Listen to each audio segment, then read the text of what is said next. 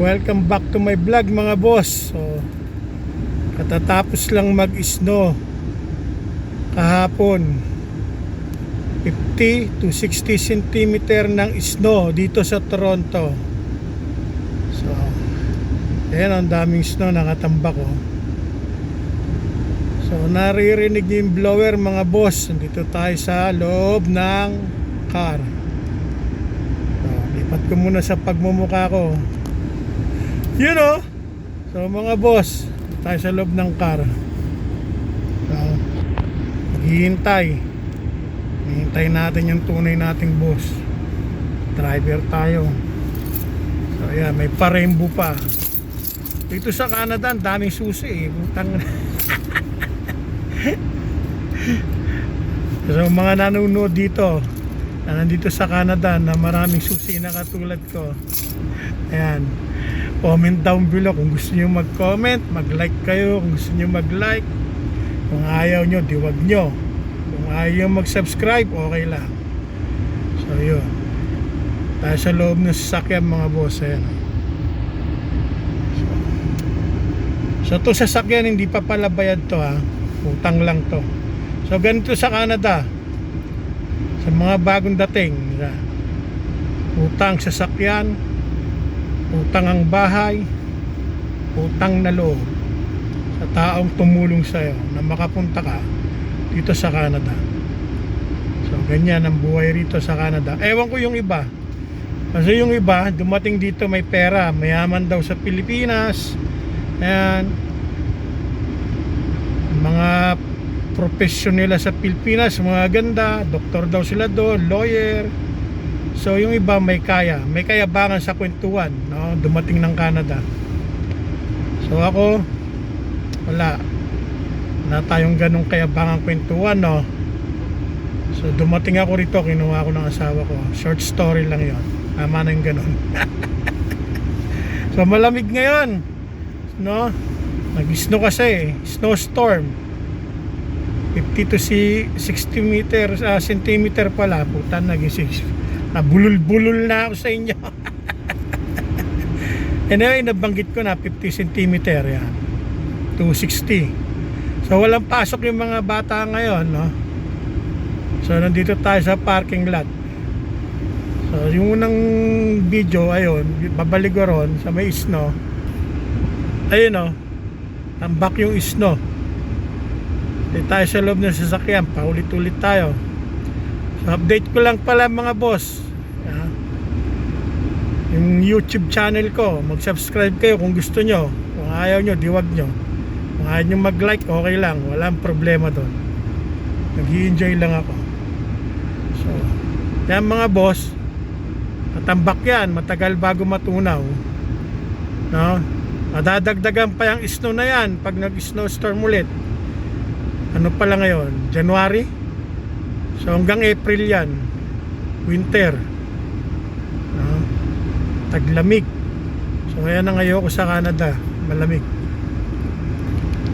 So kaya na sabi ko, yan na ngayon ko sa Canada, yung malamig.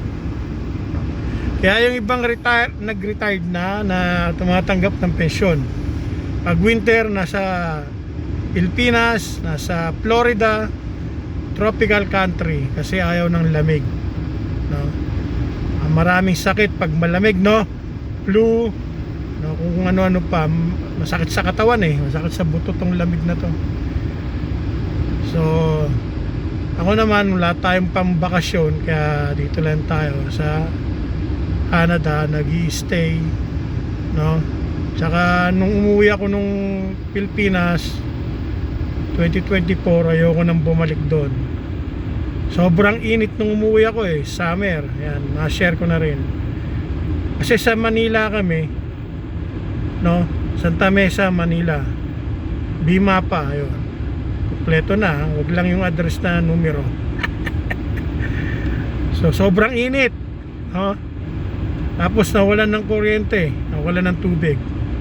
Tumuloy pa kami doon sa Sogo, Santa Mesa, tabi ng SM Center Point Mall. Mayroon pang apartel, no, na tinulugan. Mahinang nila lang yung aircon, no? Kaya hindi ko na kaya doon. Saka pag nagtagal ka na sa Canada, sa akin to ha, opinion ko lang, pag umuwi ka doon, hindi na maganda yung ano, nadudumihan ako eh, hindi naman sa nag-iinarte. Lumaki ako sa squatter, pero nung nagtagal ako sa Canada, nakikita ko yung mga dumi sa airport pa lang, ang daming mga dumi, mga patang, napapamura tuloy ako. Nasanay ako sa Canada na malinis tingnan, maraming puno, mga park, di ba? Kasi matagal na ako dito sa Canada eh, magte 30 years na. So nauna yung asawa ko, kaya 30 years na yung misis ko eh. So yun, apo na lang ang kulang sa akin mga boss. Ito'y kwentuhan lang. Kung nare-relate kayo sa kwento ko, maraming salamat. No? Punta ako sa palengke ro sa Santa Mesa, dumi, maamoy, no, iba rito, no? Iba talaga yung kalinisan dito sa Toronto. Sa Manila eh, maingay, maraming motor, nakakatakot na tumawid. Yung nasanay na ako talaga rito sa Toronto eh, yung may peace of mind ka. Although lumaki ako sa squatter, sa Manila, no? Yung bahay namin doon eh, na-award lang ng Urban Poor, no? Nilakad yun ng ano, ng mga barangay chairman nung araw, no? Kaya nagkaroon kami ng bahay sa Manila. So, yun ang true story ng buhay ko mga boss. Lumaki ako sa squatter sa Manila. So nag-aral ako sa Bacolod, Santa Mesa, Manila. Pero private school ako nung araw, parochial Santa Mesa. Tapos nag-parochial Quiapo ako, no, sa may Arlegui. Private yon. Eh bulak-bulak ko. Napunta ako sa public sa Quirino, Bacolod, Santa Mesa, Manila. So shoutout pala sa mga taga Bacolod, Santa Mesa. Ayan. So nakaganito tayo dahil sobrang lamig, nasa kotse lang tayo mga boss. Nagpa-vlog, nag-i-enjoy, sinishare ko lang sa inyo. So nag-college pala ako sa PMI Santa Cruz, Seaman. So hindi na natuloy Seaman ko eh, kasi teenager pa lang ako. Nakapag-asawa na ako, second year high school ako. Tapos nung nag-college na ako, napunta na ako rito ng Canada mga boss. Kaya teenager pa lang ako, dito na ako sa Canada. So ngayon matanda na, no? Ako na lang ang kulang. So yan mga boss. So para sa mga taga Manila, Santa Mesa, shoutout sa inyo. Dito tayo sa loob ng sasakyan, giniginaw. Pati betlog ko giniginaw. So yun mga boss, oh, daming snow. Ayoko na i-vlog doon kasi huwag natin i-vlog yung ibang tao. Ito lang tayo. Eh si Muning, oh, si Muning, sakyan tayo. So yung snow na yan, pag nag-snow pa next week, madadagdagan yan. So tuwan-tuwa yung mga bata ngayon, walang pasok, no mga boss. So dito tayo sa ano, naghihintay sa kotse, hinihintay natin yung amo natin, driver lang tayo.